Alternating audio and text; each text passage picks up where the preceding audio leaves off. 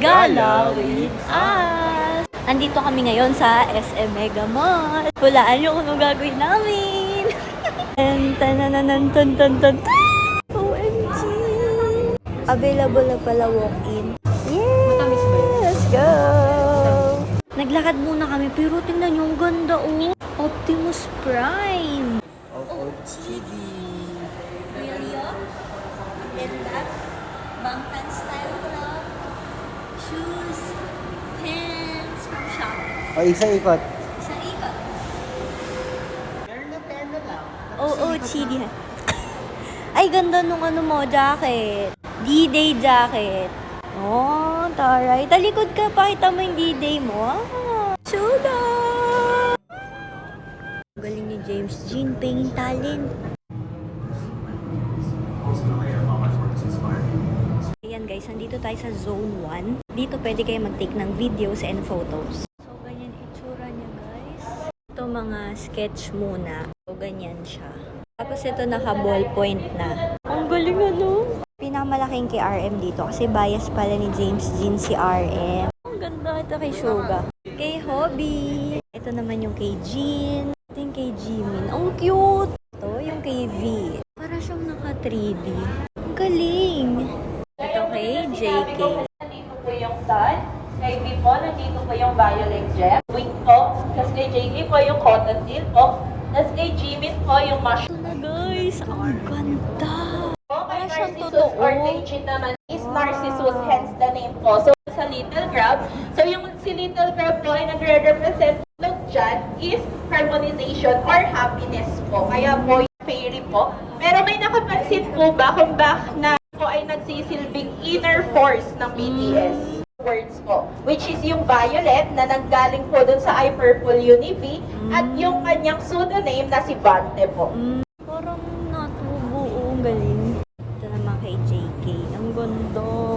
Magproceed na kami sa Zone 2, pero doon bawal mag-photos and videos. Si Hype pala yung nag-lift nung photo and videos dito sa Zone 1. So, kaya pwede na siya ngayon. Ganda guys! Tignan nyo! Ukas, ang ganda! Hi, Ukas! Astig! May mga frames din dito. Dito na pala tayo sa Zone 4 na ata to. Dito pwede din mag-photos and videos. Kasi ito mga sulat to ng mga co-armies natin. Ang dami na. Hindi ko alam kung saan ako susulat. Ganda lighting dito po. Tara! Ayan, may mic! Wow! Sing ka, sing! Singing, singing! Singing, hindi dancing! Sing, sing! Sulat tayo, guys! Susulat daw siya sa baba. Wow! Ayan, baka mabasa nila. Guys, nandito na tayo sa merch shop.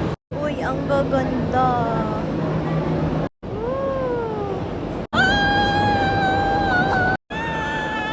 Dito ganda, gumagalaw. Oh. Ay, hindi pala gumagalaw. Kasi parang nakalutang sila sa picture. Ay, gumagalaw nga. Ano ba talaga? Ito guys, yung kanilang price list para sa mga merch. Screenshot nyo na lang. Ay, ang cute oh. Jimmy! Ito pala yun, yung blanket. Ang cute! Mga plushie! Ito, sisipagin ka mag-computer. Gawa ng mousepad. Ay, bet! Ganda! Cute! Ito naman kay JK. Guys, ang ganda dun sa Zone 2. Kaya lang yun nga, bawal kasi ang photo videos doon. So, nandun yung mga galing sa Hype Korea. Pinadala talaga dito. Yung sinuot nila ng butter, yung Dior outfits nila. And then, andun din yung PTDMV na mga outfits nila. Tapos, meron dong mic. Nakita namin yung kay Jimin, ang dami na talagang gasgas. Ang kulit eh.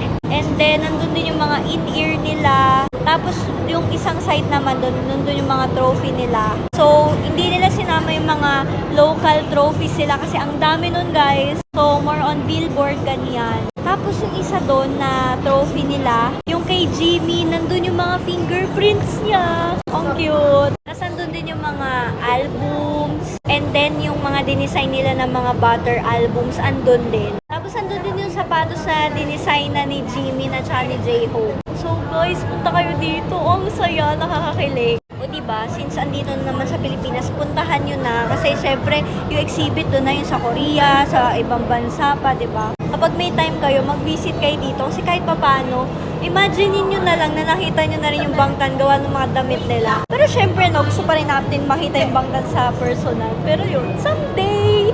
Ayan, ang saya!